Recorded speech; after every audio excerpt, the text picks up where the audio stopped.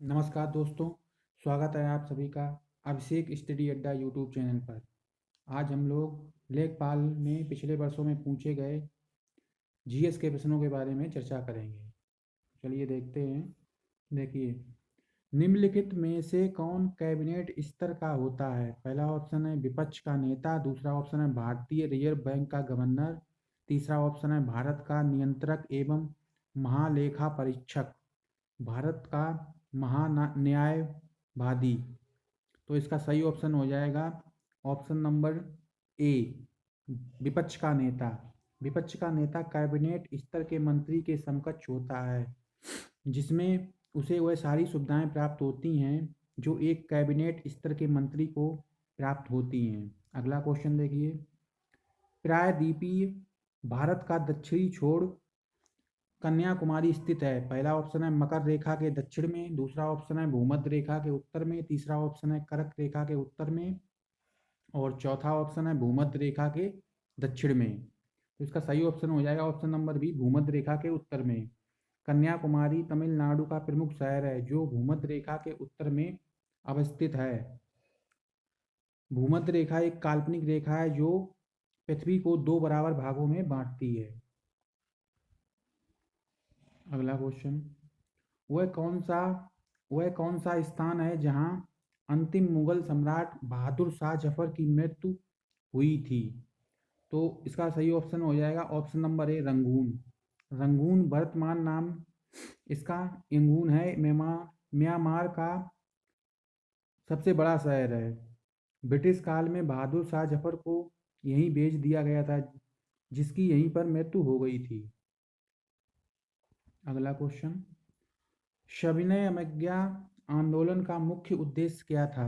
पहला ऑप्शन है अगस्त कथन के विरुद्ध, दूसरा ऑप्शन है गोलमेज सम्मेलन के विरुद्ध, तीसरा ऑप्शन है विंस्टन चर्चिल का प्रतिक्रियावादी उपागम, चौथा ऑप्शन है नमक कर के विरुद्ध।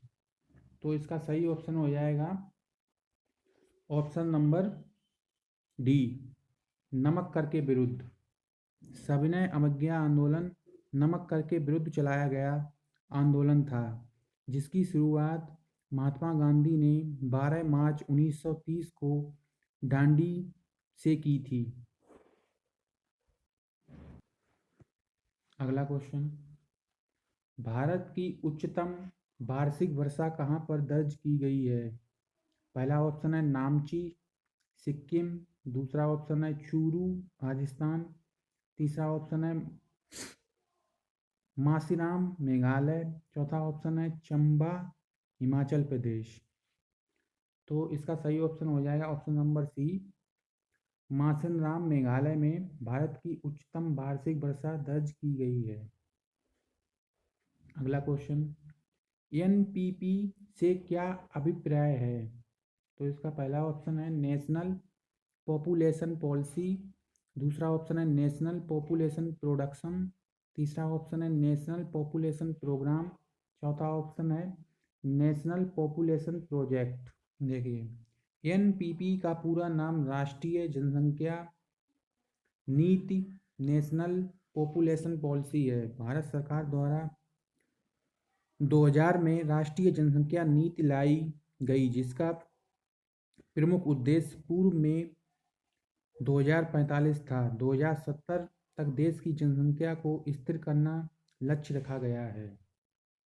अगला क्वेश्चन, हाल ही में अंतर्राष्ट्रीय क्रिकेट काउंसिल के अध्यक्ष के रूप में किसे चुना गया है? पहला ऑप्शन है जहीर अब्बास, दूसरा ऑप्शन है मुस्तफ़ा कमाल, तीसरा ऑप्शन है जगमोहन डालमिया, चौथा ऑप्शन है एन श्रीनिवास। तो इसका सही ऑप्शन हो जाएगा option number A, Zaheer Abbas. जून 2015 को जहीर अब्बास को अंतर्राष्ट्रीय क्रिकेट काउंसिल के अध्यक्ष के रूप में चुना गया, जिनका कार्यकाल 2017 तक है।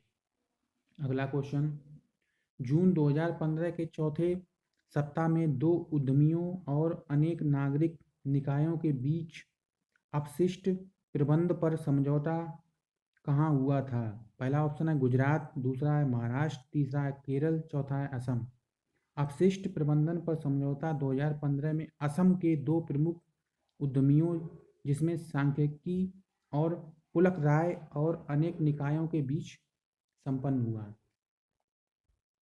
अगला क्वेश्चन, आच्छादन अनावरण पर किसी पदार्थ का वायु से नमी का अवशोषण करने के गुण को कहा जाता है। पहला ऑप्शन है प्रस्वेदन, दूसरा है शुष्कन, तीसरा है परासरण, चौथा है प्रफुटन। तो प्रस्वेदन आच्छादन अनावरण पर किसी पदार्थ का वायु से नमी का अवशोषण करने का गुण है। तो इसका सही ऑप्शन हो जाएगा ऑप्शन नंबर ए। अगला क्वेश्चन, दालें किसका अच्छा स्रोत होती हैं। पहला ऑप्शन है प्रोटीनों का, दूसरा ऑप्शन है विटामिनों का, तीसरा ऑप्शन है कार्बोहाइड्रेटों का, चौथा ऑप्शन है वसाओं का। तो दालें प्रोटीन का अच्छा स्रोत होती हैं, इसका ऑप्शन नंबर ए सही हो जाएगा।